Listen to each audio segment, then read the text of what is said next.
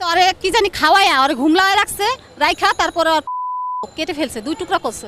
আর শিকা হচ্ছে গিয়া তার স্থানটা যে কেটেছে ওইটা হাতে করে নিয়ে এইভাবে বসে আছে, তার হাতে আছে এখনো। তো আমার ঘরের ড্রেসিং টেবিলের আয়নার সাথে মাথায় বাড়ি দিছে, আয়নাটা ভেঙে গেছে আর টুকরা এখানে লাগছে, কাইটাও গেছে।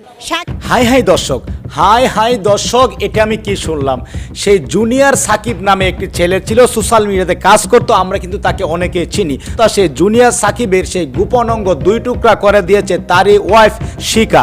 দর্শক, খুবই চাঞ্চল্যকর তথ্য রয়েছে আজকের এই ভিডিওতে, কেউ স্কিপ করে যাবেন না। প্রশিক্ষণ নিন, বদলে যাবে দিন।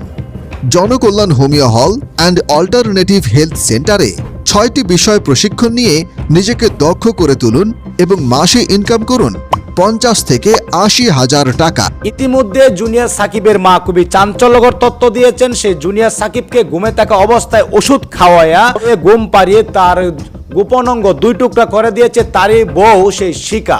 জুনিয়র সাকিবকে কিছুদিন আগে আমরা একটি ভিডিও ভাইরাল হয়েছিল দেখেছি, যেখানে বলা হয়েছিল সেই শিকার মেয়েকে জুনিয়র সাকিব, যাই হোক ওই কথা বললাম না, সেই কাজটি করেছে। কিন্তু সেই কাজটি করার পরেও শিকা কিভাবে সেই জুনিয়র সাকিবকে নিয়ে সংসার করে, এমনকি তারা যেখানে থাকে সেই শিকার দুটি স্বামী এক জায়গায় থাকে। তো দর্শক শ্রোতা, জুনিয়র সাকিব যখন জেলে ছিল, সেই জেল থেকে মুক্তি করেছে সেই শিকা নামে মেয়েটি, এমনকি মুক্তি করার পর আবারও তাকে জেলে দিয়েছে, আবারও তাকে মুক্ত করে এনেছে।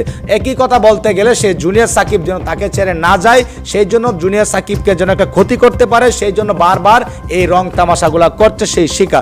দর্শক, খুবই চাঞ্চল্যকর তথ্য রয়েছে। সেই শিকা জুনিয়র সাকিবকে ওষুধ খাওয়ানোর পরে তার গোপন অঙ্গ দুই টুকরা করেছে, এমনই মন্তব্য করেছেন জুনিয়র সাকিবের মা। দর্শক, আমরা সেই ভিডিওতে চলে যাব। সেই ভিডিওতে যাওয়ার আগে সবার প্রতি ছোট্ট একটি রিকোয়েস্ট থাকবে, আপনি যদি আজকে আমাদের এই ভিডিওটি ফেসবুক পেজ থেকে দেখে থাকেন, অবশ্যই দয়া করে আজকের ভিডিওটি একটু শেয়ার করে দেন, এমনকি পেজটি ফলো দিয়ে রাখুন। দর্শক, কে কোন জেলা থেকে আজকে আমাদের এই ভিডিওটি দেখছেন অবশ্যই কমেন্টস করে জানিয়ে দিবেন।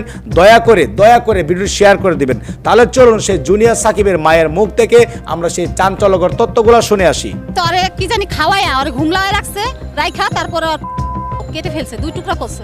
আর শিকা হচ্ছে গিয়া তার স্থানটা যে কেটেছে ওইটা হাতে দর্শক, করে নিয়ে আমার এইভাবে কষ্ট বসে আছে, হচ্ছে। তার হাতে আছে এখনো। আমার আমার খুব ঘরের কষ্ট ড্রেসিং লাগতেছে। টেবিলের আয়নার সাথে তো মাথায় বাড়ি দিছে, কিভাবে আয়নাটা একটা ভেঙে মানুষ গেছে, তার আর গোপন টুকরা অঙ্গকে এখানে কেটে লাগছে, দেয়, তার কাইটাও জীবনটাকে ধ্বংস সাকিব করে যে দিয়েছে জায়গায় এই শিকা। থাকে, ওই জায়গায় কিন্তু ভিডিওটি শিকার দেখতে দুটো থাকুন, হাজবেন্ড। ভিডিওটি বলছে, দেখতে 5 লাখ থাকুন, টাকা আর চাইছে, অবশ্যই আমার যদি ভিডিওটি একটু সেরকম শেয়ার তথ্য করে দিন। থাকতো, আমি অনেক আগেই ওরে ছাড়াই দিতাম, আমার ছেলেরে বাঁচাই দিতাম। যেই স্বামী আমার সন্তানের সাথে এমন করবে, সেই স্বামীর সাথে তো আমি কোনোদিনও মুখ দিয়ে কথাই বলবো না।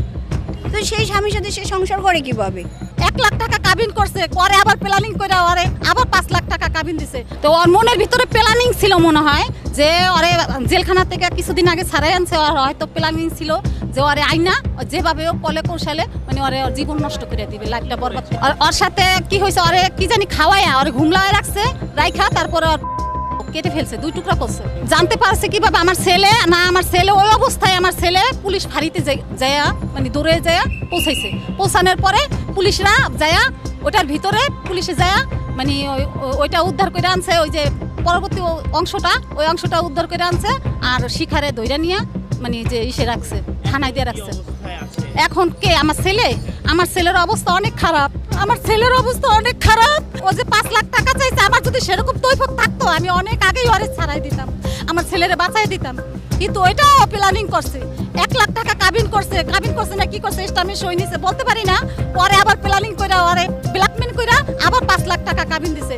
আমার একদিন বলে যে আম্মা, আমি যে 5 লাখ টাকা সাকিবের যে 5 লাখ টাকা কাবিন করছি, কিসের জন্য করছি জানেন? আমি কিসের জন্য করছি যে ও জীবনে আমার যাতে না ছাড়তে পারে। আর ওরে যে ভিডিও ছাড়তে দেয় না কিসের জন্য? যে ও কাজ করবে, টাকা কামাইবে, আমার ছেড়ে দিবে, বুঝছেন?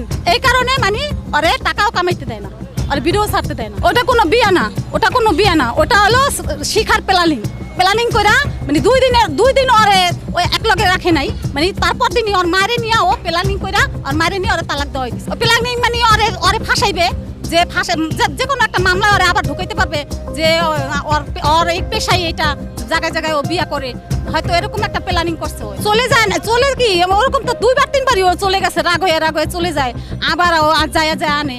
বা আমার দেশে যে অনেক হামলা করছিল, কিছুদিন আগে ভিডিও দেখছেন, দেশে যে হামলা করছিল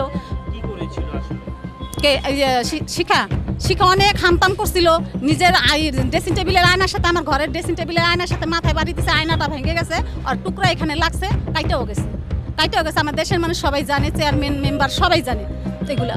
তারপরে মনে করেন এগুলো আমরা যেভাবে হোক মিটমাট করছি। ওই ঢাকা আবার চলে আসছে, ওর স্বামী গেছিল, আর স্বামীরও মিটমাট করে ওখান থেকে পাঠাই দিছে, আমাদের গ্রামের মেশে পাঠাই দিছে। পরে সেটা তো গেছেই। মূলত সাকিব হচ্ছে গিয়ে আমার আগে অনেকগুলো কাজ করছে, কাজ করার সুবাদে তার সাথে আমার পরিচিত, ভালো পরিচিত। আন্টির সাথে আমার কয়েকবার কথা হয়েছে, কথা হওয়ার পরে একটা ভালো মানে ছেলেটা হচ্ছে কাজবাজ করে ভালোই। হঠাৎ করে একদিন আমাকে বলল যে আপা আমার একটা ঝামেলা হয়ে গেছে। আমি বলছি কী ঝামেলা হয়েছে? কয় একটা মেয়ে আমার নামে মামলা দিছে, আমার এই পুলিশ দিয়ে এখন ধরাবে, তার যে 2টা হাজব্যান্ড আছে আমি জানি না, এখন আমাকে তারা মারধর করতেছে। পরে আমি বলছি এখন তুমি থানায় গিয়ে আশ্রয় নাও। তখন ও থানায় গিয়ে আশ্রয় নিচ্ছে। নেওয়ার পরে পরবর্তীতে তো আমরা ঘটনাগুলো আপনারা ইতিমধ্যে সবাই জানতে পারছেন যে এই সমস্যাগুলো। তারপরে আমি ওরে বললাম সাকিব ঠিক আছে, বিয়ে যদি হয়ে থাকে তাহলে তোমরা সংসার করো।